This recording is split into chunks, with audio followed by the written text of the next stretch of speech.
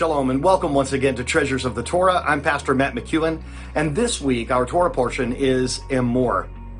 There is some really difficult wording in this week's Torah portion.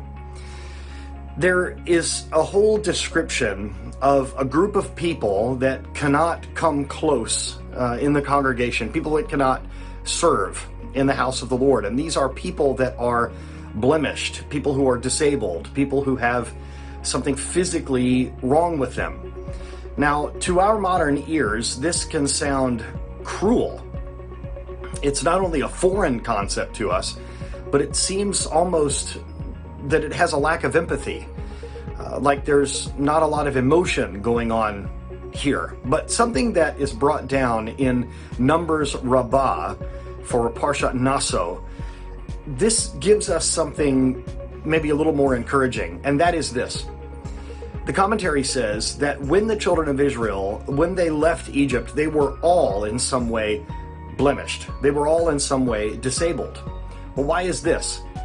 They had been working for generations in bricks and mortar. They had been working on ladders. People had injured themselves, had fallen from great heights from the tops of buildings. They had sustained workplace injuries. And so, just as at the Passover, we are told to look at that Passover as if we were a part of it, as if we personally had been freed from Egypt, this particular commentary on the Torah says that we should also look to this passage as if we are all in some way blemished. We are all in some way disabled. Because that's exactly the state that the children of Israel were in as they escaped Egyptian persecution.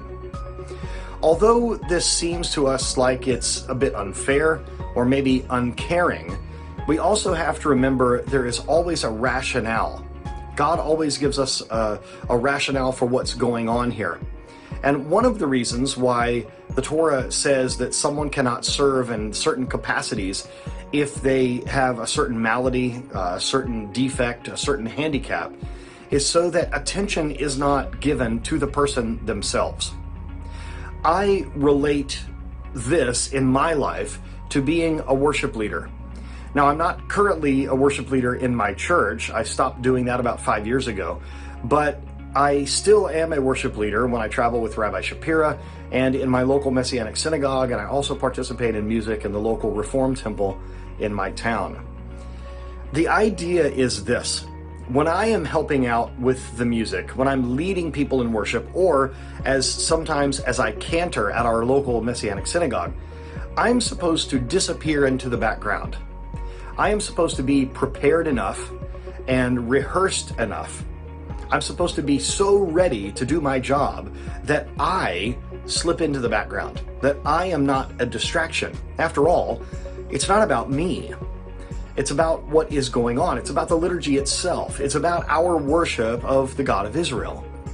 And so anything that I do or anything that is maybe a little bit different about me that can cause a distraction, well, that is a problem. That becomes an issue. We don't want to take people out of the moment with some sort of distraction. I remember years ago, I was leading worship at an event and I had a guitar that kept going out of tune. I've told you some of this story before.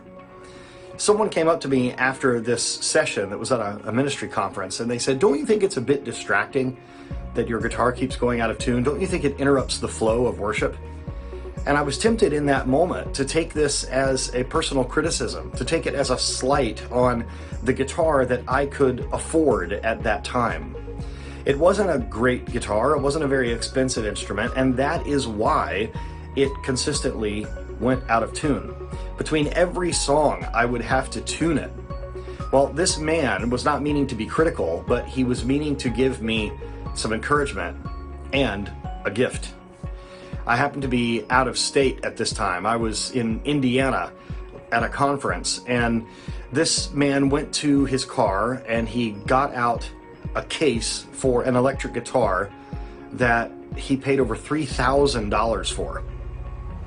My guitar, I think, cost around $300. Now, he said to me, "This guitar will get much more use for the kingdom if you play it rather than if I play it. And so I want you to have it. Now, I argued with this man in the parking lot of this congregation for about half an hour on why he should not give me his guitar. He didn't even buy it off the rack at a music store. He went to the factory where this guitar was made and picked out this body and this neck, this pickup configuration. He picked out exactly what he wanted. Now, this happened over 20 years ago. This was in about the year 2000 when this happened to me.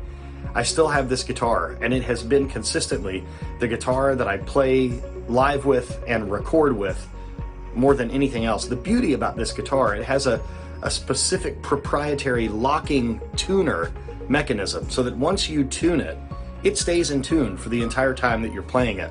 It's absolutely unbelievable. So he was taken out of the moment, if you will, because my guitar kept going out of tune. Something was distracting him from worship because he kept being taken out of the moment by an inferior instrument. He wanted to help, and so he gave me his guitar.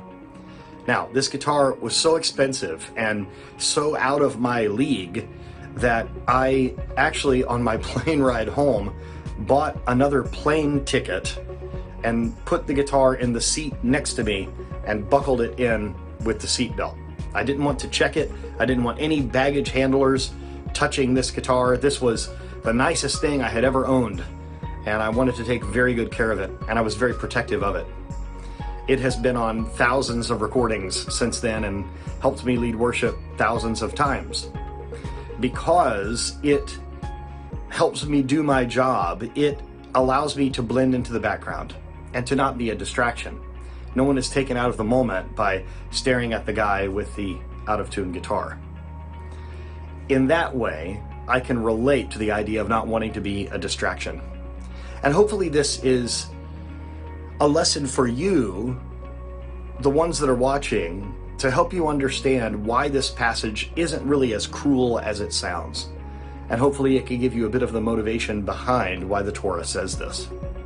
All of us have something that we could point to as a malady, a defect, a handicap. Some are just more noticeable than others. I hope this is a blessing to you, especially if you have a difficulty that you deal with. Remember, you're just like me.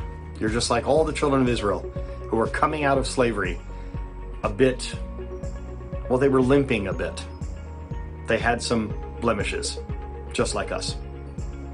If you'd like to study with me in the school that I graduated from and I'm now a teacher in, Yeshivat Shuvu, you can go to shuvu.tv and join the largest Messianic Jewish yeshiva in the world. The Lord is doing some amazing things through this ministry all over the globe, and you can be a part of it by filling out an application to Yeshivat Shuvu. Also, if you would like to join us, if you are African or of African descent in the URI program, go to AF as in Africa, af.shuvu.tv. Once again, I'm Pastor Matt. Shabbat Shalom.